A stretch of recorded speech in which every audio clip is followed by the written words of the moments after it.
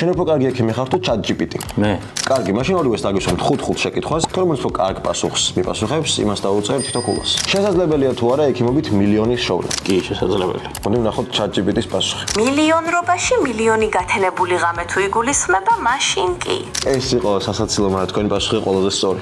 ერთი ქულა ექიმს. ჩაანაცვლებს თუ არა ხელოვნური ინტელექტი ექიმს? გარკვეულ დარგებში ალბათ ჩაანაცვლებს, მაგრამ მაინც საბოლოო დასკვნის გამოსატანად და გადასაწყვეტილებად მაინც ექიმი ექსპერტის რჩევა და სიტყვა აუცილებელი იქნება ჩემი აზრით. ვნახოთ რას გვიპასუხებს ChatGPT. AI ვერასდროს ჩაანაცვლებს ექიმის ინტუიციას და პაციენტისთვის ხელზე ხელის მოკიდება დამამშვიდებელ ძალას.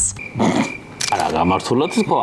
არა, კი, ახლა ვერაფერს ვერ ვეტყვით. მოდი, ამ შემთხვევაში დავუწერ ორივეს თითო ქულას. და შეგვიძლია ვთქვათ, რომ 2-1 არის ახლა. მესამე კითხვა.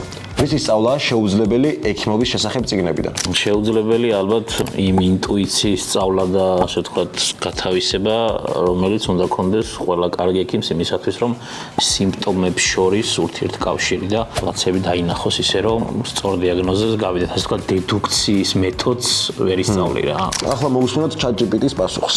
იმ მრავალფეროვანი ლექსიკის, რომელსაც პაციენტი იყენებს ტყივილის აღწერისას. უდავოდ თქვენ. 3-1. გვითხარი ერთი ფრაზა, რომელიც მარტო ექიმებს ესმით. ადუქტოპუბორექტალური სინდრომი. მოდი ვნახოთ ChatGPT რას გვიპასუხებს.